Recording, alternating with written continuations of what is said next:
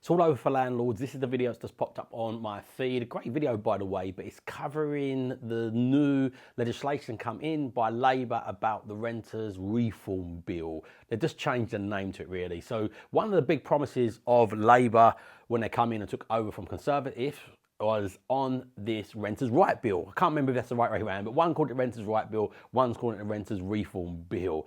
And Labour, the Conservatives, I think around 2019, come in and said they're gonna liven up the space and make it much more better for tenants. They come out, one of the big headline grabbing things was no fault evictions. And they come out and said that they're gonna scrap this no fault eviction. Labour come in and said one of their promises in the manifesto was we're going to scrap this immediately. The headline, I think the headline was the newly appointed, they said this is in the manifesto, by the way, and also as soon as they're appointed, the newly appointed Labour government has made a strong statement that Section 21 is going to be scrapped immediately. So I don't know what they think immediately is, but I think they've been in since the beginning of July, I don't think they have been. And we're really 3 months into their term and they've just come out with what they're going to do. And again, what they said they're going to do with the new name on it, which sounds pretty similar to what the Conservatives was going to do with a different name, is very much not something that's going to happen tomorrow by the looks of it. You might know more than me. Put in the comments if you feel that is the case. But there's a lot of information here, so I've made some notes on the video. I want to give you my thoughts on what they're planning to do. So no fault eviction is where at the end of a tenancy, you could take a tenant, you can give them 2 months notice and you can remove them from your property without any fault or any reason. So they're taking this away. The reason, I'd say probably 90% of landlords use this, so 90 out of 100 landlords would use this, probably more than 95% of landlords will use this, is because it's easier to get your property back this way if tenant is in arrears than it is to go through the court systems, because the court system clogged up, they're cumbersome. If tenants understand what they're doing as well, they can play the system and prolong this out all at your expense while you're collecting no rent and paying all these court fees. So myself included, in the past, we've not gone for a Section 8, which is a fault eviction, we've gone for a Section 21 just to get them out. We'll also give 6-month tenancies so you can test what they're like at the start, and it's quicker to get them out after 6 months than it is to go through the courts, giving them a year tenancy, or go through Section 8. So in most cases, and I know lots of landlords, I'm a coach, I've been a letting agent, and I've got a portfolio of around 50 tenants in my own portfolio. I've got a good perspective of this. And bearing in mind, very much like the guy from the Property Hub, I'm a landlord. I'm a landlord and a tenant myself. So I sit on both sides of the fence of this. And we just sold my lettings business. We had 200 tenants in that as well. So very rarely have I seen landlords want to evict just because they've got some mold and stuff like that. Of course, there is the cases of that, but it's fewer and further between. So Labour have come out and said they're going to abolish this. There's no longer going to be in place. What's going to be in place instead is going to be a minimum of a year tenancy. So you can't get tenants out before a year, which, to be honest, I don't think is a bad thing. Very much like that video, it says it's not a bad thing. I think it's a bit bad for accidental landlords, but for professional landlords, it's not bad. I don't think you should be looking to evict a tenant for no reason. And as a professional landlord, long-term tenancies is more profitable than turnarounds after 6 months and every year. My reason for wanting to get a tenant out quick is because they're being a pain and they're not paying, not because I won't do repairs on work. So how they're proposing to do this is you've got to have it for at least a year, and that 2-month period is now going to go up to a 4-month period. But you cannot evict them for no fault. You have to have a reason, like serious arrears. If there is serious arrears, what they're saying you can do is you can apply for this back beforehand. But this is the big but: is the court system set up to handle this? Conservative recognised it wasn't. Labour are ignoring that, saying we believe it will be because we believe this will reduce this. So this is a danger area. But the important thing is prevention is better than cure. What I do with all my tenancies is make sure I got rent insurance. So the rent insurance can deal with that if it does come, and I still get paid my rent as I go along. So This as a whole, for me, am I scared of this? No, not really. I feel it will drive a lot more landlords out of the market and it will scare a lot more people. So again, I believe this will be a positive thing for landlords, believe it or not, be professional landlords and the ones that know what they're doing. But I think it'll be a negative thing for tenants because again, the market at the moment is really getting an undersupply of properties, and as a direct result of this, the prices of rents are going up faster than I've ever seen them. I've been in the game since 2009 and I've never seen rent increases at this pace ever. So I believe this is actually negative for the tenants. I don't think the court system will work correctly, but I feel if you've got the rent insurance in place, who kind of cares? So next one is rent increases. So you cannot increase you cannot put it into the contract that's written in, so it automatically increases. You've got to increase it year by year. You can't do it in less than a year. And you can only do it to market rates. So again, this one's not scary for me.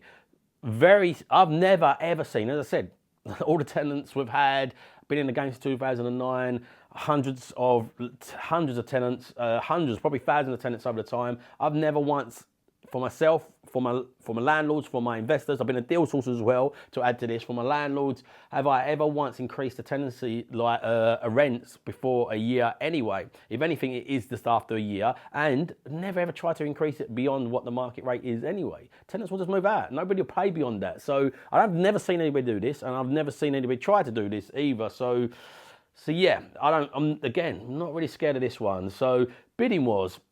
So this, they're putting in place, stopping you from doing bidding wars, like tenants doing bidding wars. So this is when they come in and you've got it advertised for £800, for example. Tenant comes in and says, I'll give you 825. No one says, I'll give you 850. You've got to set a price and stick with it is what they are saying. But again, with all the tenants I've had bidding wars on one property once. And that's it. You know, I don't know what it's like in your area. Put in the comments if you've seen this, but I don't think that's a major thing. If you just set this at a price that you know makes the numbers work, that's it. It just works, doesn't it? You know, and if somebody gives you a bit more and you could miss out maybe £10, £20 a month more, it's not ideal, but it's not the end of the world as well because you know the numbers worked on what you put it on the market for. So again, I don't feel that is a bad thing. Anti-discrimination for landlords. So landlords cannot discriminate against tenants on benefits or with children and stuff like that. Believe it or not, some landlords don't like people with kids. And the reason why, I'm a tenant and we've got kids and it does suffer bigger wear and tear. My little girl is forever drawing on walls. You know, like she's riding around on a little bike which clips the skirting boards. It's all stuff I will repair before I leave, but it does cause a bit more wear and tear. Prams coming into the house, you know, rubbing against the walls and stuff like that. So, but you can no longer discriminate against this or people on benefits and stuff like that. But that said, you can still do affordability checks. It doesn't stop you. You can't discriminate on the ad. You can't say no DSS allowed or no pets allowed and stuff like that. But you can still, at your discretion, just choose what tenant you want. So again, this really sounds pretty good, but doesn't mean anything. If you've got a benefits tenant that wants the property, and at the moment there's still a woeful gap between what the benefits pay and what the market rates are, if they can't afford it, and under affordability they can't afford it, then yeah, you don't have to give it to him. So I'm not panicked about that whatsoever. The other major one is the landlord database. This one could be a bit tricky. So they're looking to this is the one that's a tiny bit more concerning. So they're putting together a landlord database of rogue landlords. I think tenants will try and play the game on this. I got a call the other day from a company and I started trying to record myself so people could hear it because I was trying to string the guy along. Have you ever had mold? Do you know, like these PPI claims? What these companies are now doing, these lawyers are doing, they're phoning people up to see if they're, like he just phoned me up and pretended like, yeah, you're a tenant. He didn't know if I was or not. It's just the script they have. And have you ever experienced mold? Because we can get a claim for you. And with this register, I do feel some rogue tenants will abuse this register and make it hard work for the genuine cases. I've got some property that suffers wear and tear. And we have trouble, like some tenants go, I need this fixing. You send the handyman, they're not in. You know, and you're trying to identify which is the best route of fixing it within the parameters of what works right for your property. But navigating that with some tenants can be difficult. And I've got some properties that is the case. So Yeah, I believe some of those tenants would potentially try to like report you, you know. So I think that one could be a bit tricky. We have to see how it plays out. But again, it's not a massive deal breaker for me. Just look after your properties, look after your tenants. You will get these odd ones that slip through that might be a pain and just report you for the sake of it or try to get a claim. But you get loads of tenants again that just blatantly do not, like you can see it's surface mold. Surface mold doesn't happen in most properties because of the property. It happens because they don't air the property, they don't open windows, stuff like that. But little things they can get around this a lot better now is all my properties I put in trickle like fans that basically kick in, they're constant flow, and they kick in when the humidity goes up, not when they turn them fans on and off. So make sure they're around your kitchens and your bathrooms where you're going to get higher humidity. Really helps. Properties that you get real bad problems with, put a positive input ventilation system, PIV system into them. And this really helps prevent it. Costs you costs hundreds more, you know, like PIV system's probably gonna cost you about £500-600. These trickle fans, a couple of £100 each to get them installed, but it does save on lots of these problems going forward because not all tenants will look after it. But the first thing we do with tenants when they report mold, we ask them to take pictures and we just send them out the stuff to clean it. Say, I will pay for it. So here you go. Here's the stuff to clean it. Here's a video explain how to clean it. That is surface mold based on not ventilating the property correctly.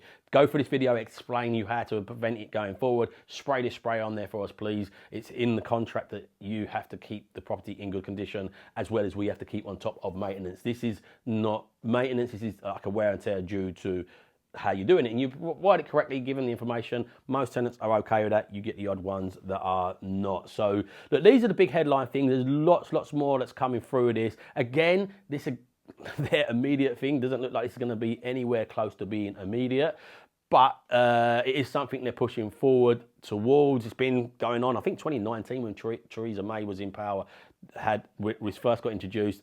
Everything on there looks pretty much identical to what the original bill was. I think it was just a big winning thing for Labour. My overall conclusion is I believe the professional landlords that know what they're doing is going to create them more opportunity because more and more landlords are going to exit the market. More and more landlords are going to be scared of entering the market as a result of doing that. So look, I'm excited about these changes. Whenever there's changes, opportunity.